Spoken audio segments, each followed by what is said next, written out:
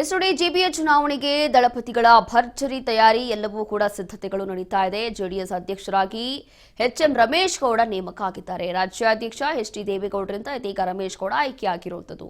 ಮುಂಬರುವಂತಹ GBA ಚುನಾವಣೆಯ ದೃಷ್ಟಿಯಿಂದ GBA ಅಧ್ಯಕ್ಷರ ನೇಮಕ ಆಗಿದೆ. ಕೆಲವು ಸೂಚನೆಗಳನ್ನ ಕೊಟ್ಟು ಅಧ್ಯಕ್ಷರ ಆಯ್ಕೆ ಮಾಡಿರುವಂತಹ ದೇವೇಗೌಡರು ಜಿಬಿಎ ವಿಚಾರಕ್ಕೆ ಪದಾಧಿಕಾರಿಗಳ ನೇಮಕ ಆಯ್ಕೆಯ ಅಧಿಕಾರವನ್ನ ಕೊಡಲಾಗಿದೆ. ಈಗ ಜಿಬಿಎ 5 ಪಾಲಿಕೆ ಅಧ್ಯಕ್ಷರ ಜೊತೆಗೆ ಸಭೆ ನಡೆಸುವಂತೆ ಸೂಚನೆ ಕೂಡ ಕೊಟ್ಟಿದ್ದಾರೆ. 10 ದಿನಗಳಲ್ಲಿ 1 ದಿನ ಸಭೆ ನಡೆಸುವಂತೆ ಸೂಚನೆ.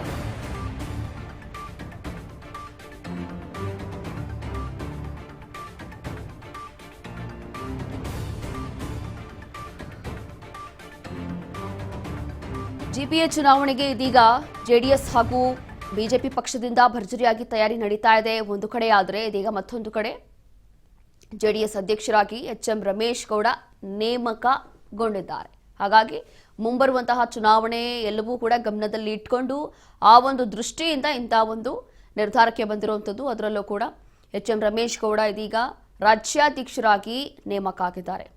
ಎಚ್ಡಿ ದೇವೇಗೌಡರು ಇದೀಗ ಅವರಿಗೆ ಆಯ್ಕೆ ಮಾಡಿಕೊಂಡಿದ್ದಾರೆ. ಮುಂಬರುವಂತಹ ಚುನಾವಣೆಯ ದೃಷ್ಟಿಯಲ್ಲಿ ಅದು ಜಿಬಿಎ ಚುನಾವಣೆ ಇರ್ಬೋದು ಅಥವಾ ಲೋಕಲ್ ಎಲೆಕ್ಷನ್ ಇರ್ಬೋದು, ಎಲ್ಲವೂ ಕೂಡ ಗಮನದಲ್ಲಿ ಇಟ್ಕೊಂಡು ಕೆಲವು ಸೂಚನೆಗಳನ್ನು ಕೂಡ ಕೊಟ್ಟಿದ್ದಾರೆ. ಕೆಲವು ಸೂಚನೆಗಳನ್ನು ಕೊಟ್ಟು ಅದಾದ ನಂತರ ಇವರನ್ನ ಆಯ್ಕೆ ಮಾಡಿಕೊಂಡಿದ್ದಾರೆ.